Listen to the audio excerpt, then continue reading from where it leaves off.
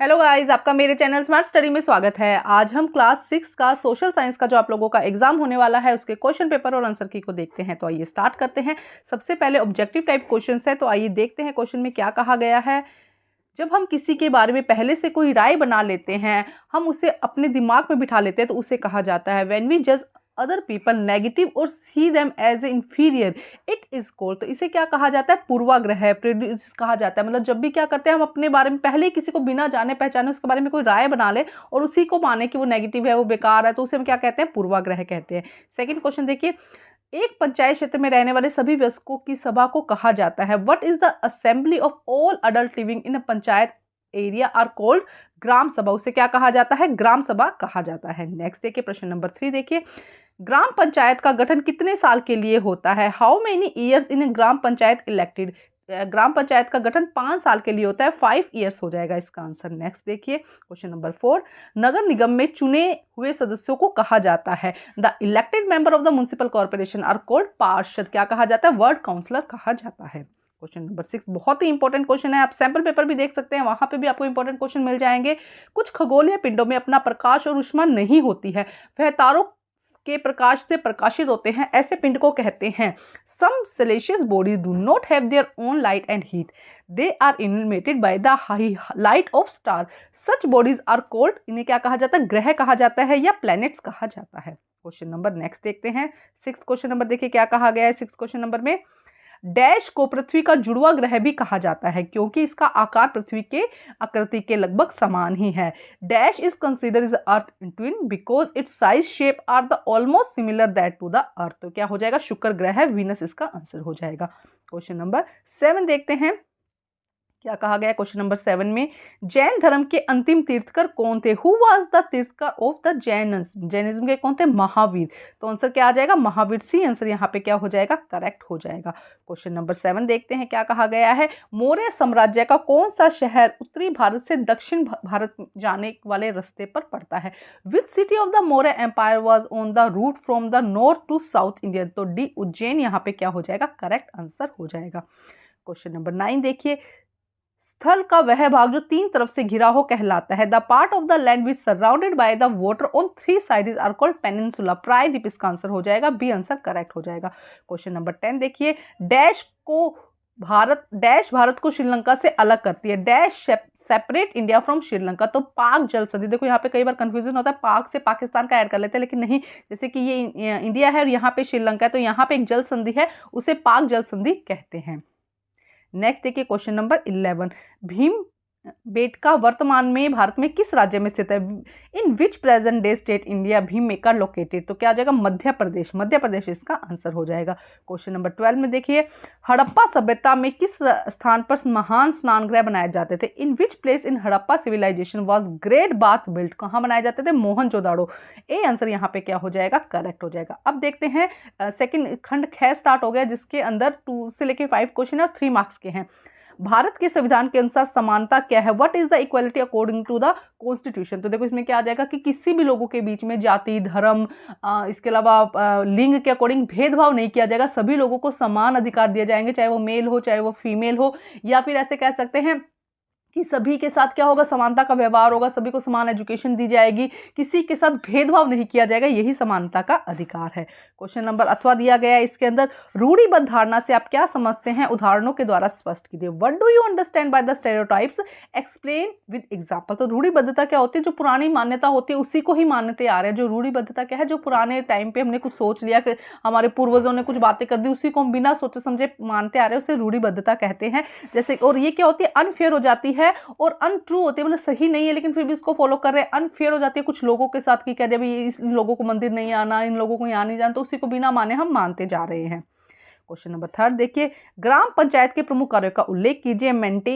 Mention the important work of gram panchayat. तो क्या है? मेंटेनेंस ऑफ वाटर का मेंटेनेंस करना, कंस्ट्रक्शन का करना, हेल्थ सर्विस का करना। तो ये सारे काम कौन करता है? देखो, पानी के बारे में मेंटेनेंस करना, कंस्ट्रक्शन, कोई घर बन रहा है, कोई बिल्डिंग बन रही है उसके बारे में, हेल्थ सर्विस देना, एजुकेशन देना, ये सारा काम किसका है? ग्राम पंचायत का। पंचायती राज व्यवस्था के 3 स्तर कौन से हैं? Mention the 3 level of the Panchayati Raj system. कौन कौन से हैं? Village, block and district. क्या हो जाएगा? विलेज ग्राम पंचायत, पंचायत समिति और जिला परिषद इसका आंसर हो जाएगा। पृथ्वी को सौर मंडल का अनूठा ग्रह क्यों कहा जाता है? Why is the earth is called unique planet in solar system? बहुत ही इंपॉर्टेंट क्वेश्चन है, क्योंकि देखो क्या करता है, लाइफ को सपोर्ट कर रहा है। ये रात को बहुत ज़्यादा ठंडा नहीं हो जाता, दिन में बहुत ज़्यादा गर्म नहीं हो जाता। बाकी प्लेनेट में ऐसा होता है, दिन में बहुत ज़्यादा गर्म हो जाता है, रात को बहुत ज़्यादा ठंडे। और ऐसा क्यों होता है? क्योंकि इसके चारों तरफ क्या है, वायुमंडल है। तो सपोर्ट लाइफ हो जाएगा, not too cold and hot and not water. Water भी यहाँ मिलता है और एयर भी यहाँ मिलता है, ये इसके अंदर आप लिख सकते हैं। अब है क्वेश्चन नंबर 5, देखो क्या कहा गया है। भारत को कितने भूगोलिक भागों में विभाजित किया गया? किन्हीं 3 के नाम लिखे। In how many physical division have India divided and name any 3? तो 6 में डिवीजन किया गया, इसको कंफर्म कर लीजिएगा। 6 में जैसे कि the Himalaya, northern plain, island, 3 नाम आपको यहाँ पर देने थे, तो हिमालय आ जाएगा, नॉर्थन प्लेन आ जाएगा और आइलैंड इसका आंसर हो जाएगा।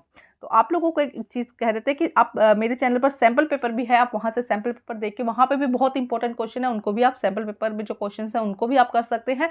और ये क्वेश्चन भी अच्छे से रिवाइज कर लीजिएगा। एग्जैक्ट ऐसा पेपर नहीं आएगा, लेकिन पैटर्न आप लोगों का एग्जैक्ट ऐसा ही आने वाला है। क्वेश्चन नंबर 6 देखिए, नगर निगम के आय के स्रोतों का वर्णन कीजिए। Describe the source of income in municipal corporation.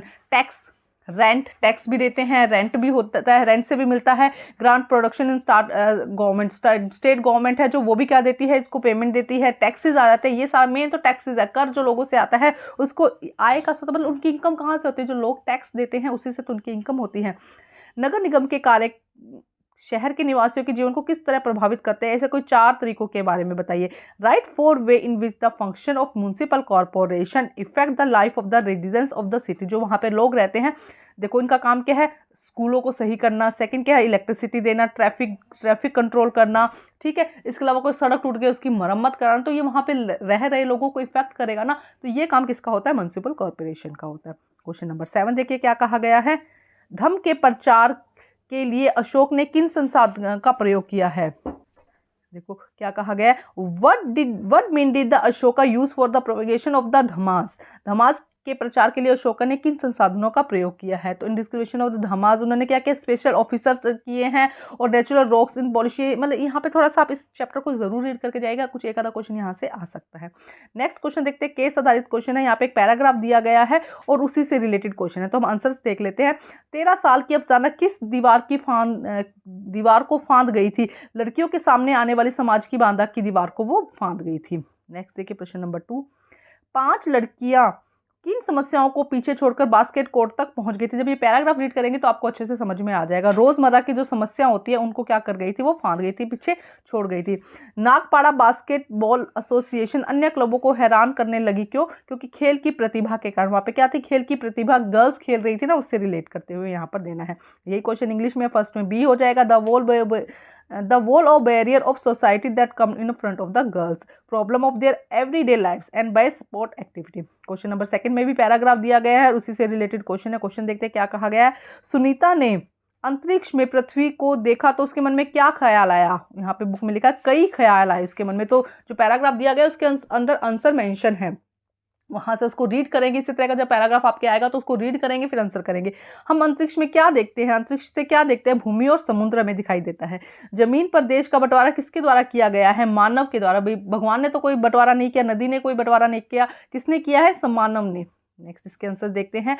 When Sunita saw the earth from space what came her to mind? Many thought came to her mind. What do we see from space, land and sea, and by whom the country is divided by the ground? कौन से by human, किसने countries को divide किया? Human ने। फिर एक question number 10 में भी एक पैराग्राफ दिया गया है, उसी से रिलेटेड क्वेश्चन है। देखो क्या क्वेश्चन कहा गया है।